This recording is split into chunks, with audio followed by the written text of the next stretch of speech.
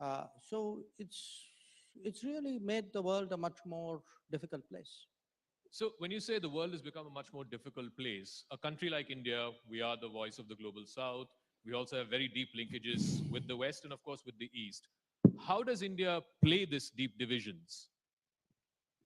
Well, uh, we are to a great extent the voice of the global south because I think one, there is a natural empathy from our similar history, but also because we have made an effort. I mean, it's not something which just happened by itself. You've had a G20 summits before. To the best of my knowledge, no other country said, okay, we are 20 countries around the table. There are 180 countries which are not around this table. So should we make an effort to find out what their expectations are of us? I think, to the best of my knowledge, we are the first country to have done that. And we actually, starting with Prime Minister himself and, five of us, including Piyush was here before me, we all spoke to our counterparts. We actually consulted 125 nations with this one question, which is we're going into G20, so tell us your key concerns and what is it we can articulate. Uh, that's one part of it. I think the other part of it is also we have in this whole period since February 24th last year, we have tried to press for uh, you can say a return to peace, a return to Yeah. negotiations. In that sense, we have taken an independent position. I wouldn't say we're the only ones, but we certainly are among the more prominent ones. I do believe there is a real body of opinion out there, including in the G20. Mhm. I would say a country like, say, Mexico or Brazil or Argentina or Indonesia, Saudi Arabia. I think many of them share Similar. similar views. Uh, Probably we've been the more uh, outspoken among them. So, uh, both in terms of the north-south divide as well as the east-west polarization, I think we have tried to be the bridging force there. And the world needs somebody like us. So you're talking about the G20, and of course, this is a big year for India. The session is called India's G20 moment. But how worried are you that there's so much fixation around a joint statement or the lack of it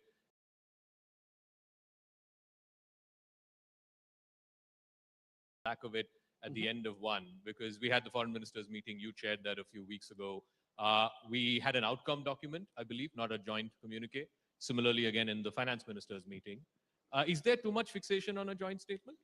Well, let me speak about the one which Sure. I chaired. We had a meeting. Uh, we had a outcome. We were negotiating essentially a 24 paragraph document. We had agreement on 22 paragraphs. There were two paragraphs pertaining to Ukraine, which basically was a carry forward of what happened at Bali, on which we could not get agreement. Uh, so, in a sense, we had to do a chair summary for the Sure. part we couldn't, and the outcome document for the part we could. Now, we have to be real about it. I mean, look at the state of the world. In this state of the world, if I could get 22 out of 24, so what's that in percentage terms? About So 95%. 95%. Okay, I never got 95% in school. So I would say, I was not dissatisfied. I would have obviously liked to get 100%, which would have been a novel experience for me. But the You were one of your toppers in the services. You went to a top university. well, we'll put that aside. We'll park that aside. So no, but look, my point is what we really managed to do in the G20. I agree with you that one shouldn't be textually obsessed, though text does matter. Sure. I think our real contribution was to get the G20 back to the G20's real business. The G20 is not the UN Security Council. It's not the primary forum to debate international peace and security.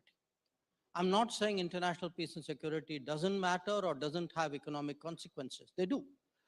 But if you look today at the world, there are serious issues for the world to worry about.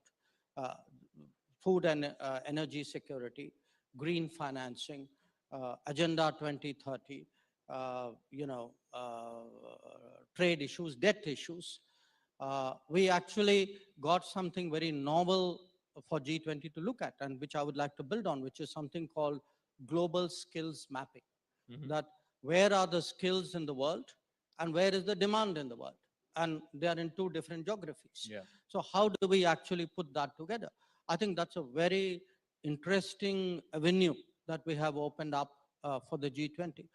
So the original mandate of the G20 was global growth and development. Now, last year, because of the Ukraine conflict, I think the conversations went in the direction of one issue.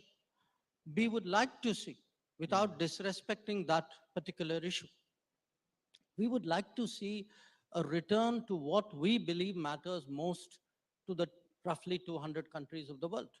And in that sense, I would say more than getting 22 out of 24. I would take satisfaction in the fact that the finance ministers meeting in Bengaluru and my meeting in Delhi, we were able to get the G20 back on track. So you're confident that in September, when the leaders meet, a bulk of the conversations will be around the issues that you just outlined?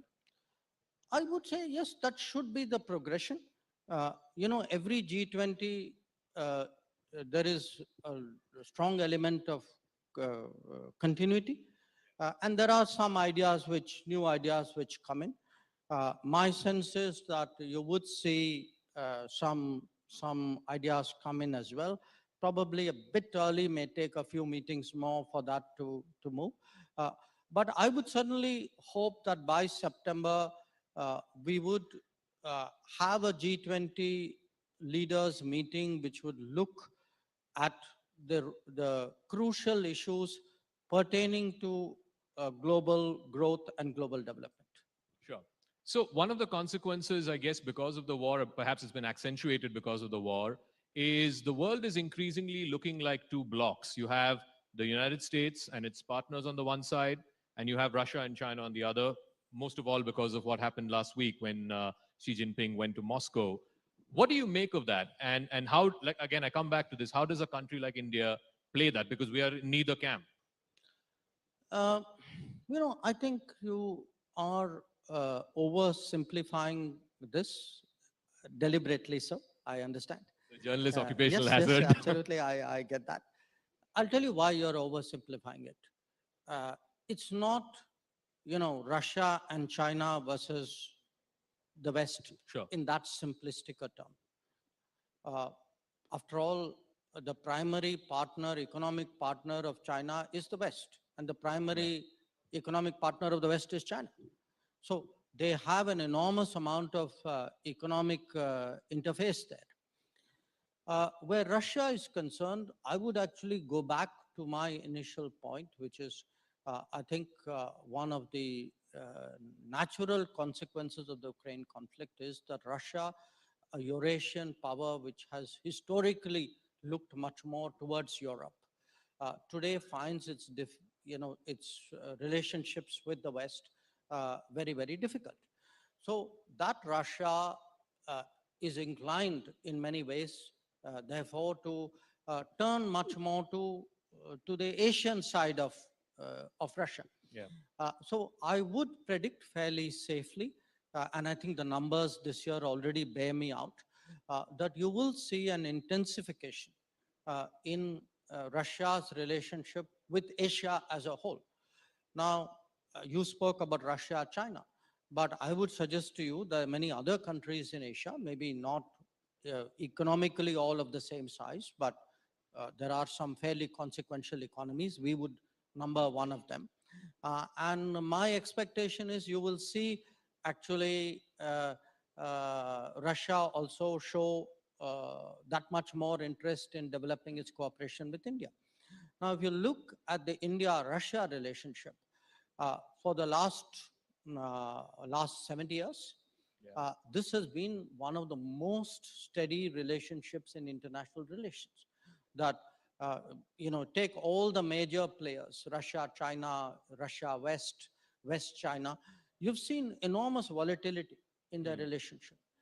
Whereas from 1955, which was the year Bulganin and Khrushchev came to India, you've actually had a very, very steady, even after the breakup of the Soviet Union, actually, there was a bit of a gap there, but very quickly the relationship came back to where it was. So I do think that, yes, you will see a change in Russia's posture and priorities. But I think for India, this is also in many ways an opportunity to grow its relationship, because our relationship with Russia has been very, the bandwidth is very narrow. It has been mainly defense, nuclear, and space.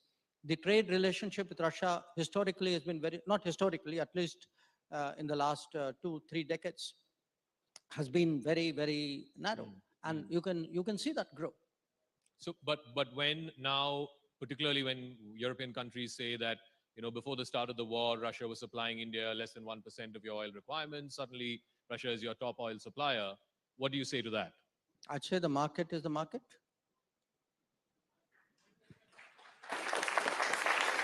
We all believe in markets, right? Of course. So let's talk a little bit about domestic politics as well, because as you said some time back, there's a lot of interest outside about domestic politics, and of course in India also there's a lot of interest about what's happening around the world.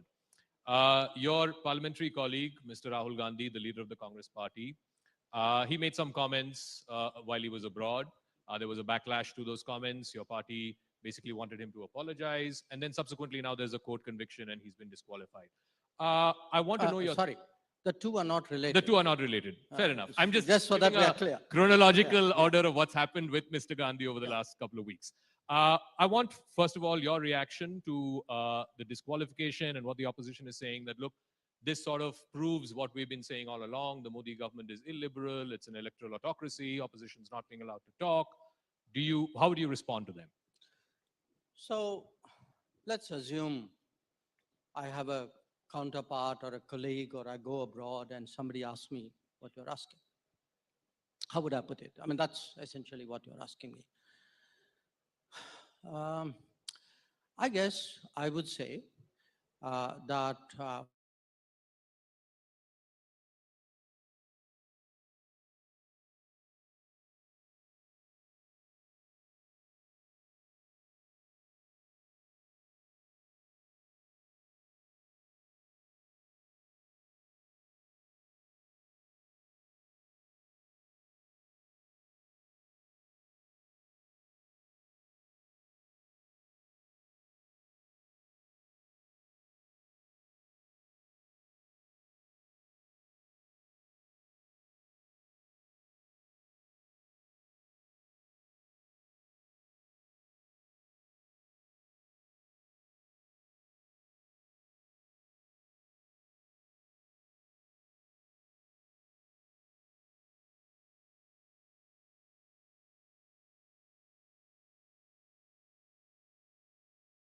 दो 2015 में महागठबंधन पहली बार मैंने बनवाया। उससे पहले तो शब्द नहीं था महागठबंधन। लालू जी, नीतीश जी, कांग्रेस को जोड़कर महागठबंधन बनाया गया। चुनाव में आपकी मदद से सफलता भी मिली। जब मैं यहां से पंजाब चला गया तो नीतीश कुमार अकारण बिना किसी वजह के जाकर भाजपा में मिल गए। आप भूल गए हैं यही वो आदमी है, यही वो दल है। सीए एनआरसी के पक्ष में इन्होंने मतदान किया था।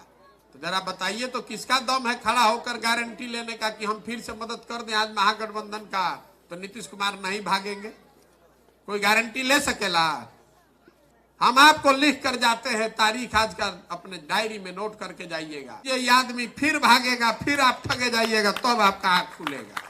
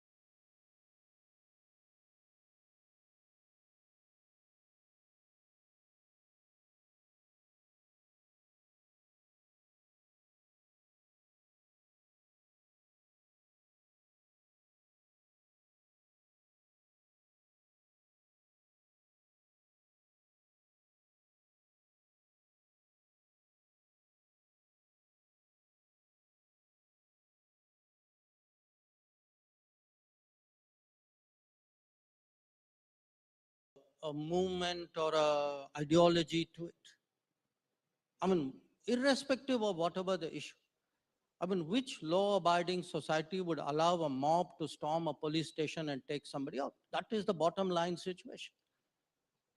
Now, if you look what's happening abroad, uh, in the name of free speech and democratic freedoms, of which I'm equally a votary, if you allow people to intrude into diplomatic premises, to attack diplomats, to threaten diplomats, to take down flags, I ask you, suppose the roles were reversed. Suppose one of those countries had this done to one of their missions. What do you think they'd be saying? So I think somewhere it's time that we are clear about who we are and the stand that we take. And if these things happen, there will be consequences. So, when you bring up these conversations with your counterparts, where these missions have been attacked, do they get it? Do they understand the seriousness of what's happening and what it means to India? I would hope so. Okay. I would hope so. I think by and large, you will not disagree. I do communicate fairly clearly.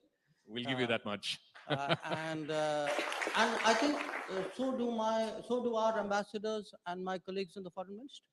I think we've been very, very straight with the few countries where these incidents have happened. I don't think they have any doubt about where we stand on this matter. All right. You say so. Ambassadors are very clear where we stand on these issues. One of the incoming ambassadors, a good friend of yours, Mr. Garcetti, in his Senate confirmation hearing, apparently said that human rights was his major in college, and he intends that to be very much part of the conversations when he lands in India. और आपने कहा कि उनको प्यार से समझा देंगे, प्यार से समझाएंगे इस मंच को कि क्या बोलेंगे आप उनको? नहीं, उनको आने दीजिए ना. No, let. I think he should. It's certain things in our profession are best done between us. So we will leave it at that. Okay. But I 100% प्यार से होगा. प्यार से बुलाएंगे. So let me, talking about प्यार से समझाएंगे, I want to come back to the Rahul Gandhi question because you've interacted with him in whatever limited fashion because you briefed the Parliamentary Committee on External Affairs. He's a member, and he had recently said in England, while he was in England, that he drew this analogy between Ukraine and China. Ukraine and Arunachal. And he also said that I said this to the minister, and the minister said it's a ludicrous idea. Your comments on that? Did that happen? Do you? And the minister said what?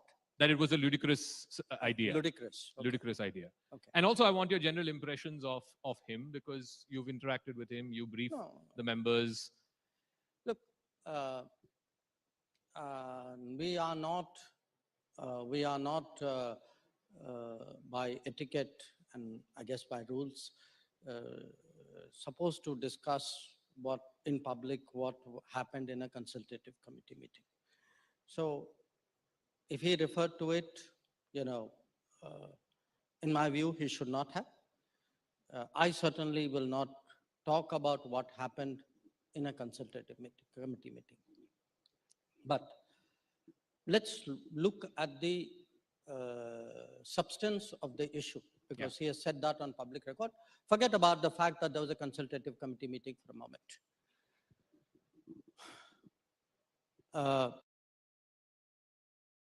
What China did in 2020 and what is happening today in Ukraine.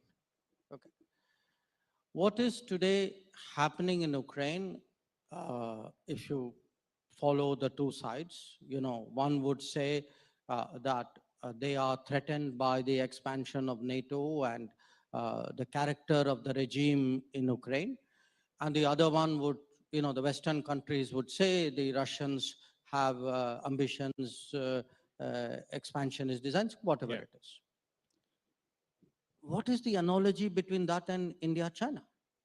I mean, what happened in the border, which, by the way, is, in my view, completely indefensible. So don't get me wrong there. That has nothing to do, there's no NATO in play here. There's no regime character in play here. So I just don't see the comparison.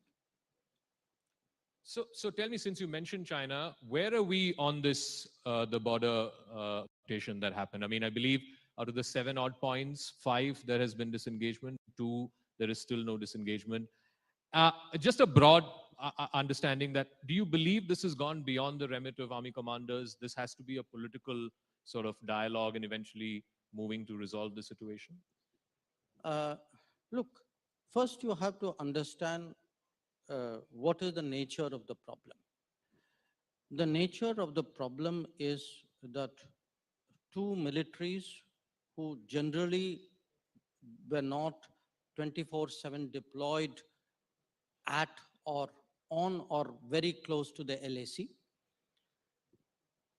have done so uh, to a great degree after May of 2020. Because pre-May of 2020, both militaries were primarily located in the depth areas where they had permanent bases, and then they would patrol out into the LAC. Now, in 2020, the Chinese breached that in violation of the 93-96 agreements, brought forces to the LAC. Obviously, we countered it. They stayed there, we stayed there. So as a result, you have a very, very intricate situation of very multiple close-up deployments, which by common sense sort of military assessments, a very dangerous situation to be. And that danger, of course, was we had to caution them. And then, of course, Galwan happened, which only was proof that, you know, how volatile the situation could be. Now, in this, we have, you know, I met my counterpart in September 2020. He accepted that this was a dangerous situation. And since then, we've been trying to close up deployments, not close up deployment, close up forward deployments. But it can only be done if there is a mutual agreement. Because in the past, there have been occasions when, quite honestly, without revealing confidences, we may have made some such unilateral move and we found it was not necessarily responded to by the others. So everything that we have done is on the basis of what we call the principle of mutual and equal security, which means, you know, if we move back here, you will move back there. So now again, some canards have been floated that, oh, buffer zones have been created in our patrolling areas. If I'm not able to patrol somewhere, he's also not able to patrol on that area. So it's, you know, whatever we have been done is mutual, it is negotiated. Now, this is still unfinished work. There are places where we have this forward deployments. We continue to work away at it. I will only remind you when this started in the summer of 2020. If you took the cumulative analysis of this city, people told me this, you know, we're not going to get a solution.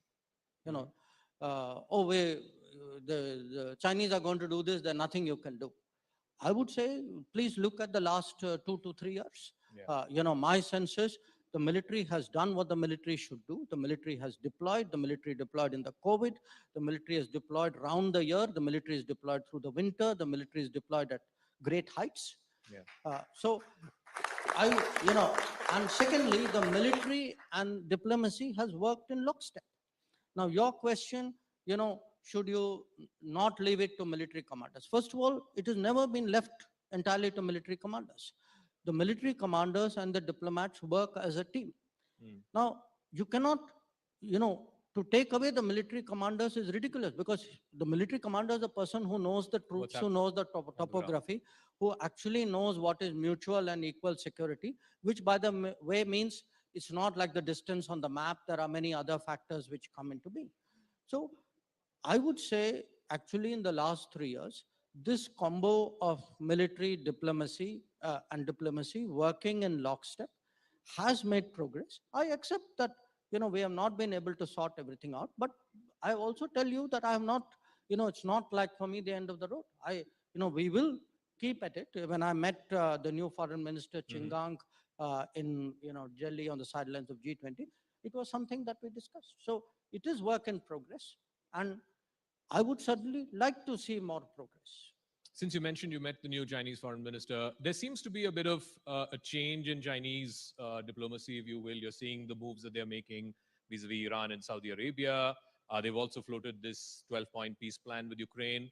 What do you make of it in general terms? Do you think that China is trying to play a major global role? And do you think that they're trying to sort of fill in a void they believe the US is leaving behind? Look, I mean, no question that if you take any metric uh, in the last 20, 25 years, I would say maybe even last 40 years, uh, in many ways, China has gone up. So have we. Okay. Maybe not at the same pace. Frankly, if we had honestly had this government, I know this is a very biased statement, but if we had had a government like this 25, 30 years ago, maybe we would have gone up faster. But at least today, if you look at the progress in the last decade, do also see that just like China's reach and influence and equities grow, ours too are growing. But in this particular case, what you are mentioning, I think you have a very complex regional problem in which obviously China is involved. The parties have found China useful in whatever that they are doing. And that is something which is a fact.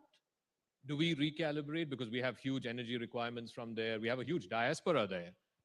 Is there any ramification for us? Why do I need to recalibrate? I mean, how is this in any way affecting my relationship with Iran and my relationship with the Saudis? I mean, both relationships are doing well. Both relationships in the last 10 years have got much more attention than they got in the previous 20 years. And their governments understand that. So I'm doing quite well there. Thank you. So, since you mentioned that, just as China's equity has grown, so has India's. Would India want to attempt to try and play peacemaker between Russia and Ukraine? Look, it's not that simple. I would say it's natural for India, if a situation arises where we can be helpful, of course we would like to be helpful. But, to say we would like to be helpful, to say, would you like to play peacemaker? That's like a very high bar that you're setting. I'm not sure the conditions right now, in any case, would even justify such an expectation. But again, look, the messaging which Prime Minister has given both to President Putin and to President Zelensky, I've been with him in most of his conversations, is that, in our view, there should be a return to the negotiation table. If there is anything we can do, let me know. We are willing to do what we can. But we don't want to, force ourselves or insert ourselves in a situation which is not ripe for such a thing. So since we've come to the almost last 10 minutes of this session, I want to ask a few personal questions. You are now a social media star, right? Do you plan these things? Ki when I go here, I'll give them this bite, ye viral ho jayega. I mean, even when we were outside, people are standing to take selfies with you and so on. How do you see this newfound stardom? I would say it's, as you can see, even from my hesitation, that I'm not prepared. Okay.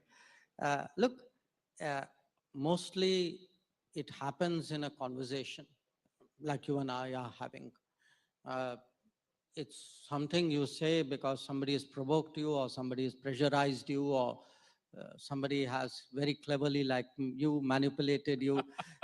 So you end up saying something.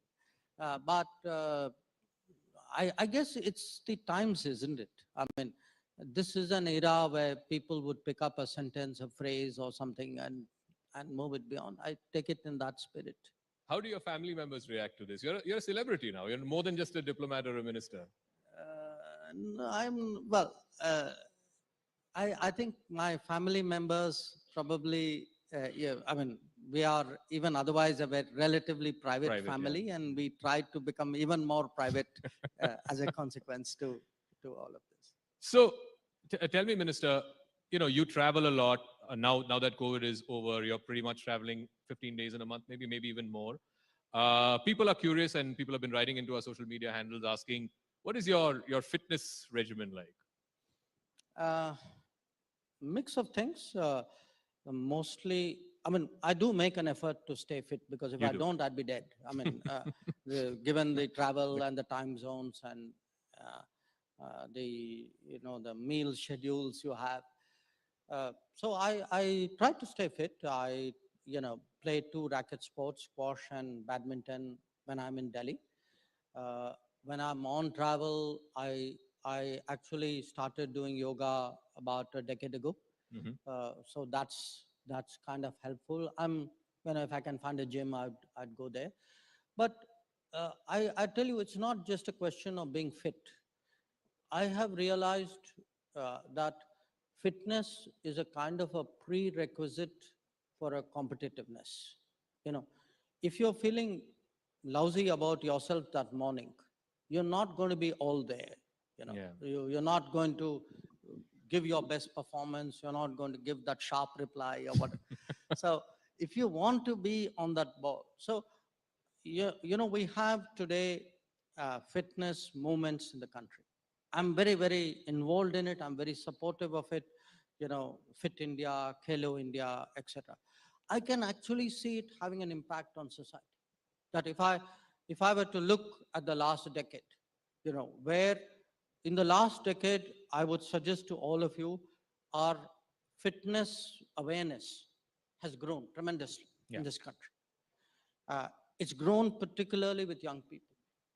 And we have today, even if you take a sport, we said, okay, take cricket. But we'd say, whatever you might say, this is the fittest Indian cricket team. And you can see it in other ways. Yeah. You look at our sports performance. It was boxing last the week, 4 goals that we won, yeah. or badminton, or even the women's cricket. I don't know if you followed it. And it's a kind of a mindset which comes along with that fitness. So I feel people are more assured, they are more confident. So to me, we in politics we use this phrase of a new India. To me, a new India is a more fit India, but a more competitive India. So it could be sports, it could be the way you rise to a crisis like we did Yeah. to COVID. It could be the confidence with which you would say do something on the tech side, do a 5G stack or a covaxin. So Yeah. it's a package out there, and I need that package for my sharpness. Yeah. Because of the demands of the job, sure. Since you mentioned sport, I know you're also a big cricket fanatic. Do you have a favorite cricketer, and who? Uh, Hard to give you a single name. So if you'll permit me Yeah, sure. multiple choice answers, I would say yes. If I were to pick 3 people really top of my head, definitely Virender Sehwag. Virender Sehwag, okay. He's attacking, he takes the game to the opposition. It's a bit like what you do in diplomacy. I would say Dhoni, no Oh, yeah. question. But for this reason, he's always strategizing. I mean, even to the Yeah. last ball, you can see, and that's like how to be cool under pressure. And maybe here, uh, another degree of some self-identification, maybe Jimmy Anderson. Jimmy Anderson. For Wow. this reason, at that age, I Mhm. think he's 40, if I'm not Yeah, mistaken. he's 40. Okay. Yeah. At 40, to be a fast bowler at that level, Yeah. that's to me perseverance, endurance, that's fitness. Wow. So I would say attacking, calm, endurance. That Nice. would be my slightly longish Nice. answer. Interesting. Ace, attacking, calm, and endurance. I also know that you're a voracious reader. Any book that's had a profound impact on you, either career-wise, diplomacy-wise, or even otherwise, personally? Well, lot of books, because I do read a lot, but if I were to say, reinterpret your question to say a book which I would have repeatedly read, 25 times, 50 times kind of thing. Probably two. One is Mahabharat. I carry a copy on my travels. I read it often. I have multiple versions. I have a whole bookshelf of variations of it, including some of the multiple volume editions. Maybe Lord of the Rings. Lord of the Rings. Those would be the two which I've read most often. You're a Tolkien fan? Very much. Oh, interesting. So what's your favorite character from LOTR? In Lord of the Rings? Yeah, in Lord of the Rings. I would say really probably on balance, and this comes down a bit to the cricket-like thing. Probably Legolas. Oh, nice. Because he's the calm guy. Yeah. He's the guy who keeps, things are falling apart. Somebody has to hold it together. Hold it to, and that's maybe it's my profession. Yeah. Music? Are you into music? And the music is in the air these days because of Natu Natu and the Oscar for it. You of course made a famous reference to Tony Blair recently. Gave him a bit of a poke. Is there any favorite album, favorite artist? No, look, we were a household. My interest in international relations actually came out of music. Came through music? Yeah. How Because so? when I was very young, first my grandparents and then my parents brought international music home. Through records, nice. and then encouraged. We used to listen to radio and all that. So for me, when I first thought about the world, I first thought about the world in terms of the music that I heard from the world, to some extent the books that you got. So it was, this was a time when there was no TV, remember? Yeah, correct. Okay. So there was no TV, there was nothing which anybody modern would, anybody today, contemporary, young would identify as a connect with the world. Yeah. So it was largely radio, it was books. So for me, my international sense was also music. And even within India, and my parents were deeply interested in music. My mother actually had a degree in music. Oh, wow. So we would have somebody playing MS in one room and Lata Mangeshkar in another, and somebody would be trying to, put a Beethoven on the gramophone on the other side. So that was the house. Nice. So finally, as we round up, you've been a diplomat since 1977, 78 for the last 40, 45 years now. Surely there must have been a diplomat or multiple diplomats who have impacted you profoundly. Your most favorite diplomat, as it were. That's a question, because look, I had a mentor, I would say, in the Foreign Service, to whom I actually dedicated my book, who really, you kind of are an understudy to somebody when you join. Yeah. And he was, I think, enormously helpful in shaping my early years. And this was a person called Arvind Dev. So in personal terms, I would say he is someone, a lot of my thinking, my sense of tutelage goes back to him. I had some very, very good bosses, who had the kind of legends of the Indian Foreign Service. There was a gentleman called Shankar Bajpai, who was our ambassador in Washington, Rasgotra, who was a foreign secretary. So I was Dixit, who was my boss in Colombo. So I had the good fortune to work under some very, really good people who took care to teach you something consciously, So I would say they would have impacted me, but there were a lot of people I would meet, of other ministers or other countries. Yeah. I'm old enough to have actually sat in a meeting with Andrei Gromyko and separately with George Shultz. Oh. So when you actually see somebody like a Gromyko or a Schultz of that era operate, it's All right. Now, this is my last question. Since you brought up multiple choice questions, I'm going to give you a multiple choice. You can either confirm, deny, or neither confirm nor deny. Is the party prepping you to contest the Lok Sabha election next year? I have no idea. That's not part of the options, by the way. It doesn't follow any of your, but my Rajya Sabha is due this year. Oh, nice. So I would suggest watch my Rajya Sabha. Okay. Ladies and gentlemen, the External Affairs Minister of India, Dr. S. Jaishankar. Well, that was a fantastic session. I think Dr. Jaishankar deserves a much rounder applause. And please, can we bring down the house? Wonderful to see so many people at the News18 Rising India. Thank you so much, Dr. Jaishankar. And I'm going to request Zaka to present a memento to the Honorable External Affairs Minister.